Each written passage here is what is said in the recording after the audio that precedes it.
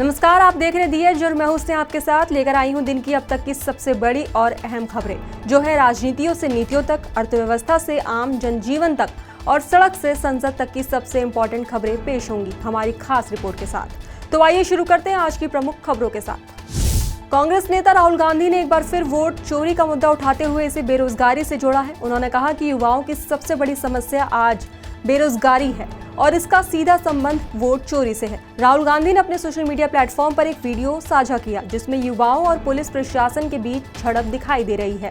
उन्होंने एक्स पर पोस्ट करते हुए लिखा कि जब कोई सरकार जनता का विश्वास जीत कर सत्ता में आती है तो उसका पहला कर्तव्य युवाओं को रोजगार और अवसर देना होता है, लेकिन बीजेपी ईमानदारी से चुनाव नहीं जीतती बल्कि वोट चोरी और संस्थाओं को कैद करके सत्ता में बनी रहती है।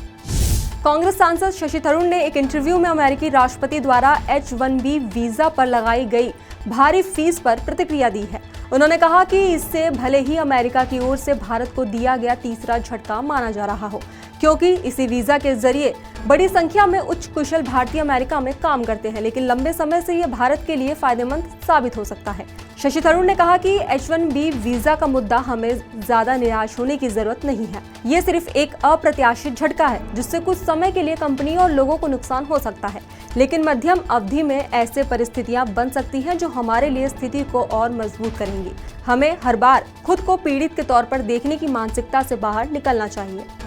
एनसीपी एसपी प्रमुख शरद पवार ने कहा कि राहुल गांधी ने चुनाव आयोग से कुछ सवाल पूछे हैं और उसकी कार्यप्रणाली पर सवाल उठाए हैं। विपक्ष के नेता होने के नाते वो खुद संसद के भीतर एक संस्था है, इसलिए चुनाव आयोग को उनके सवालों का जवाब देना चाहिए। लेकिन आज जो हो रहा है वो ये है कि चुनाव आयोग की बजाय मुख्यमंत्री और उनके सहयोगियों सहित बीजेपी के नेता आयोग की ओर से जवाब दे रहे हैं। इसका क्या मतलब है? इसका मतलब ये है कि चुनाव आयोग में जो विश्वास पैदा होना चाहिए उसे कमजोर किया जा रहा है। शरद पवार ने कहा कि ऐसा करके वे वास्तव में चुनाव आयोग के प्रति आश्वासन को बढ़ावा दे रहे हैं, जो कि अच्छा नहीं है। राहुल गांधी ने पिछले हफ्ते वोट चोरी के मुद्दे पर अपनी आलोचना जाहिर की थी। मंगलवार को बीजेपी सांसद संबित पात्रा ने जीएसटी रिफॉर्म को लेकर एक प्रेस कॉन्फ्रेंस की। उन्होंने कहा कि जिसको श्रेय लेना है वो ले। कांग्रेस हमसे ही मांग करती है और उनकी मांग भी पीएम मोदी पूरी करेंगे। संबित पात्रा ने कहा कि त्योहार का माहौल जीएसटी की कटौती को लेकर भी है। कल बीजेपी एनडीए के मंत्रियों ने दुकानदारों से बात की तो बहुत बड़ा फीडबैक आया है। कार की सेल में बढ़ोतरी हुई है। मारुति ने 35 साल का रिकॉर्ड तोड़ा है। कंपनी ने कल 25,000 कार डिलीवर किया है। हुंडई ने पिछले 5 सालों का रिकॉर्ड तोड़ा है। समाजवादी पार्टी के वरिष्ठ नेता आजम खान मंगलवार की सुबह सीतापुर जेल से बाहर आ गए हैं। उनके खिलाफ कई आपराधिक मामले दर्ज हैं और वे लगभग 2 साल बाद जेल से रिहा हुए हैं। उन्हें सभी मामलों में जमानत मिल गई है। खान को लेने के लिए बेटे अब्दुल्ला अदीब आजम खान सहित उनके समर्थक पहुंचे। इस दौरान सीतापुर जेल प्रशासन ने सुरक्षा के कड़े इंतजाम किए। आजम के वकील जुबैर अहमद खान का कहना है कि रामपुर पुलिस की ओर से पिछले हफ्ते आजम के खिलाफ 2020 की एक एफआईआर में लगाए गए 3 अतिरिक्त आरोपों के खिलाफ हम पहले ही सुप्रीम कोर्ट का दरवाजा खटखटा चुके हैं। उस मामले में पहले ही जमानत मिल चुकी है। पहले भी पुलिस ने एक मामले में कुछ अतिरिक्त धाराएं लगाई थी जिस पर सुप्रीम कोर्ट का रुख किया गया और जमानत मिली थी। बिहार विधानसभा चुनाव को लेकर जिस तरीके से राजनीतिक दल अपनी तैयारी कर रहे हैं उनमें अब असदुद्दीन ओवैसी की पार्टी AIMIM का भी नाम जुड़ गया है। असदुद्दीन ओवैसी की पार्टी बिहार के सीमांचल में अपनी यात्रा निकालेगी। इस यात्रा में खुद पार्टी के राष्ट्रीय अध्यक्ष असदुद्दीन ओवैसी भी शामिल रहेंगे। पार्टी द्वारा दी गई जानकारी के अनुसार AIMIM की इस यात्रा का नाम सीमांचल न्याय यात्रा दिया गया है, जिसकी शुरुआत 24 सितंबर से होगी। ये यात्रा किशनगंज के रुई धानसा मैदान से शुरू होगी। सुप्रीम कोर्ट ने यह स्पष्ट किया है कि अगर सेशन कोर्ट CRPC की धारा 439(2) के तहत जमानत रद्द करने की याचिका खारिज कर देता है तो भी हाईकोर्ट CRPC की धारा 482 के साथ अपनी अंतर्निहित शक्ति का प्रयोग कर ऐसी याचिका पर विचार कर सकता है। न्यायमूर्ति दीपांकर दत्ता और न्यायमूर्ति AG मसीह की पीठ ने कहा कि पीड़ित पक्ष को पुनर्विचार याचिका दायर करने की बाध्यता नहीं है और मामला सीधे हाईकोर्ट में उठाया जा सकता है। कोर्ट ने अपीलकर्ता के तर्कों को खारिज करते हुए माना कि कानून में हाईकोर्ट को पूरी स्वतंत्रता है कि वो गंभीर मामलों में न्याय के हित में जमानत रद्द करने की अर्जी पर सुनवाई कर सके। हालांकि मौजूदा केस में कोर्ट ने हाईकोर्ट का आदेश मेरिट्स पर रद्द कर दिया है। सुप्रीम कोर्ट ने दिल्ली के चांदनी चौक इलाके में अनऑथराइज्ड और अवैध निर्माणों के मामलों में दिल्ली नगर निगम द्वारा की गई सीलिंग कार्रवाई पर लगी रोक 31 दिसंबर 2025 से हटाने का निर्देश दिया है।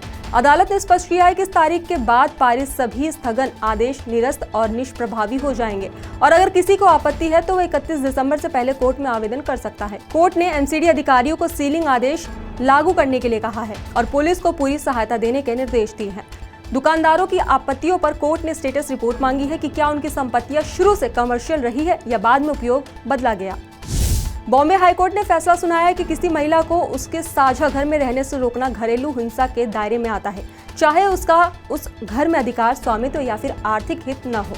कोर्ट ने कहा कि घरेलू हिंसा कानून की धारा 17 में महिला को साझा घर में रहने का अधिकार है और धारा 2A और 2F के अनुसार घरेलू रिश्ता उसमें कभी भी साथ रहने की स्थिति को भी शामिल करता है। कोर्ट ने पाया कि प्रतिवादी महिला ने अपने पति के साथ घर में 2004 तक निवास किया था और पति की मृत्यु के बाद उसे घर में प्रवेश से रोका गया, तो ये आर्थिक शोषण और घरेलू हिंसा है। कोर्ट ने कथित तलाक दस्तावेज को वैधानिक नहीं माना और महिला और उसके बेटे को संपत्ति की पहली मंजिल पर रहने की अनुमति दी है।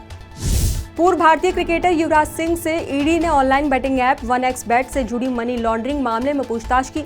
युवराज सिंह ने दिल्ली के ईडी दफ्तर में अपना बयान दर्ज कराया है। ईडी इस मामले में युवराज से ये जानने की कोशिश कर रहा है कि क्या उन्होंने इस ऐप का प्रचार किया था, उन्हें किस माध्यम से भुगतान मिला और क्या उन्हें पता था कि भारत में ऑनलाइन बैटिंग अवैध है।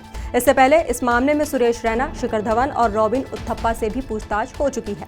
युवराज सिंह के वकील ने कहा कि वो जांच में पूरा सहयोग कर रहे हैं। सिंगर जुबिन गर्ग का मंगलवार को गुवाहाटी के कमारकुची एनसी गांव में पूरे राज्य सम्मान के साथ अंतिम संस्कार किया गया। जुबिन गर्ग का निधन 19 सितंबर को सिंगापुर में स्विमिंग करते समय हुआ था। उनके अंतिम संस्कार में हजारों प्रशंसक, परिवार और राजनीतिक नेता मौजूद थे। असम के मुख्यमंत्री हिमंता बिस्वा शर्मा, केंद्रीय मंत्री किरण रिजिजू और अन्य गणमान्य व्यक्ति भी अंतिम संस्कार में शामिल हुए। सिंगर के शरीर का दोबारा पोस्टमार्टम गुवाहाटी मेडिकल कॉलेज में किया गया, जिसके बाद उनकी पार्थिव देह को खेल परिसर में रखकर श्रद्धांजलि दी गई। अंतिम संस्कार के दौरान उन्हें 21 तोपों की सलामी दी गई। केंद्र सरकार ने घोषणा की है कि जीएसटी दरों में कटौती के बाद ऑनलाइन विक्रेताओं पर नजर रखी जाएगी। सरकार ये सुनिश्चित करना चाहती है कि लॉजिस्टिक्स, सप्लाई चेन और डिस्काउंट के खर्चों को मिलाकर वास्तविक कीमतों में कमी हो। इसका मतलब है कि जितना जीएसटी कम किया गया है, उस कमी का फायदा सीधे ग्राहक तक पहुंचे। सिर्फ टैक्स कम करना ही काफी नहीं, अगर कंपनियां अपने प्रोडक्ट की कीमतों को नहीं घटाती तो सरकार आवश्यक कार्रवाई कर सकती है।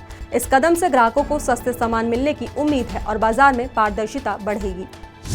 ओला इलेक्ट्रिक त्योहारों के सीजन को देखते हुए अपनी रणनीति तेज कर रही है। कंपनी उत्पादन और स्टॉक दोनों बढ़ा रही है ताकि गाड़ियों की डिलीवरी का समय 12 से 14 दिनों से आधे से भी कम में किया जा सके। इसका मकसद है कि ग्राहक को इंतजार का बोझ न झेलना पड़े, पिछले साल की तरह लंबी प्रतीक्षा अवधि नहीं हो।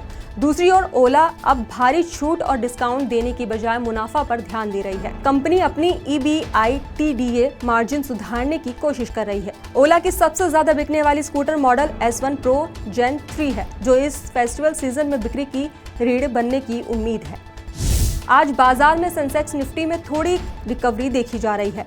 ऑटो सेक्टर में तेजी है, खासकर त्योहारों के चलते वाहन कंपनियों की डिमांड बढ़ी है। डिफेंस सेक्टर के शेयर गिरावट में है। बेंचमार्क इंडेक्स में ये निराशाजनक प्रदर्शन कर रहे हैं। रुपया डॉलर के मुकाबले नए रिकॉर्ड निम्न स्तर पर ट्रेड कर रहा है। इससे आयातित सामान महंगा हो सकता है। कुछ फार्मा और हेल्थ केयर कंपनीज में हल्की बढ़त है, जबकि IT, मेटल और FMCG सेक्टर्स में कमजोरी दिखी है। आज MCX पर सोने और चांदी की कीमतों ने नए ऊंचे रिकॉर्ड बनाए हैं। सोने की कीमत लगभग 1,12,820 प्रति ग्राम पर पहुंच गया है। चांदी की कीमत भी 1,34,238 प्रति किलो के आसपास है। इस तेजी के पीछे कई कारण हैं। अमेरिकी फेडरल रिजर्व द्वारा ब्याज दर में कटौती की उम्मीद, डॉलर की कमजोरी, भारतीय रुपए का गिरना और त्योहारों के मौसम में मांग का बढ़ना। महाराष्ट्र में पिछले कुछ दिनों से बारिश का सिलसिला फिर से शुरू हो गया है। राज्य के ज्यादातर जिलों में बारिश देखने को मिल रही है। कुछ जिलों में बारिश ने तबाही मचाई है। सोलापुर जिले के बार्शी तालुका में हुई भारी बारिश ने जनजीवन अस्त व्यस्त कर दिया है। सोमवार रात तेज बारिश के चलते चांदनी नदी में बाढ़ आ गई, जिससे कटे गांव चारे मार्ग पर बना पुल बह गया। उत्तराखंड में भारी बारिश के बाद बादल फटने और भूस्खलन से आई तबाही के बाद मौसम साफ रहने से लोगों को कुछ राहत मिली है। हालांकि अब फिर से राज्य में भारी बारिश का खतरा मंडरा रहा है। मौसम विभाग ने अगले 7 दिन भारी बारिश की आशंका जताई है। मौसम विभाग ने 23 से 30 सितंबर तक के लिए राज्य में भारी बारिश का अलर्ट जारी किया है। वहीं राज्य सरकार ने प्रशासन से सतर्क रहने को कहा है। श्रीलंका ने यूरोपीय संघ के साथ एक 8 मिलियन यूरो यानी कि करीब 73 करोड़ रुपए के अनुदान समझौते पर हस्ताक्षर किए हैं। ये राशि जैव विविधता संरक्षण और कचरा प्रबंधन के लिए दी जाएगी। इस समझौते के तहत जलवायु परिवर्तन से प्रभावित क्षेत्रों में पारिस्थितिकी तंत्र को पुनः स्थापित करने, संरक्षण योजनाओं को लागू करने और स्थायी कचरा प्रबंधन विकसित करने पर काम किया जाएगा। ये पहल श्रीलंका की आर्थिक और पर्यावरणीय स्थिरता को बढ़ावा देने में मदद करेगी और स्थानीय समुदायों के जीवन स्तर में सुधार लाएगी। संयुक्त राष्ट्र महासभा के दौरान अमेरिका के विदेश मंत्री मार्को रूबियो ने भारत के विदेश मंत्री एस जयशंकर से मुलाकात की। रूबियो ने भारत को अमेरिका के लिए अत्यंत महत्वपूर्ण साझेदार बताया। दोनों नेताओं ने व्यापार, रक्षा, ऊर्जा, दवाइयां और महत्वपूर्ण खनिजों में सहयोग बढ़ाने पर सहमति जताई। उन्होंने इंडो पैसिफिक क्षेत्र को सुरक्षित बनाने और क्वेड के तहत साझेदारी को मजबूत करने पर भी चर्चा की। मुलाकात के बावजूद भारत अमेरिका के बीच व्यापार और वीजा नीतियों को लेकर थोड़े तनाव भी है, लेकिन बातचीत सकारात्मक रही। अफगानिस्तान के शिक्षा मंत्री हबीबुल्लाह आगा ने कहा कि देश और धर्म की रक्षा अब सिर्फ तलवार से नहीं हो सकती, बल्कि इसके लिए आधुनिक विज्ञान और तकनीकी जरूरी है। उन्होंने छात्रों से आधुनिक शिक्षा लेने की अपील की, क्योंकि ड्रोन, मिसाइल, बम और जहाज जैसे हथियार विज्ञान के बिना नहीं बन सकते। हालांकि हाल ही में तालिबान के उच्च शिक्षा मंत्री ने विश्वविद्यालयों से चार्ल्स डार्विन का विकासवाद का सिद्धांत हटा दिया है, जो विवाद का विषय बना हुआ है। प्रांतों में जापान की मदद से स्कूल बनाए गए हैं, लेकिन अभी भी कई स्कूलों में सुविधा की कमी है।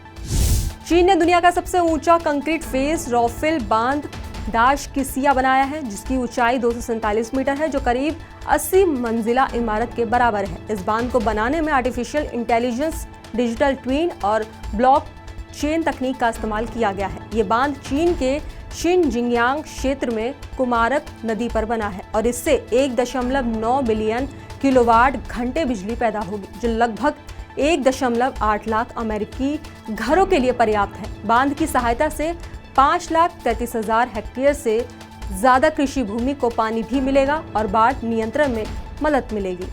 फिलहाल आज के बुलेटिन में बस इतना ही। बाकी देश और दुनिया की रोजाना खबरों के लिए शाम 7 बजे हमारा हिंदी बुलेटिन जरूर देखें।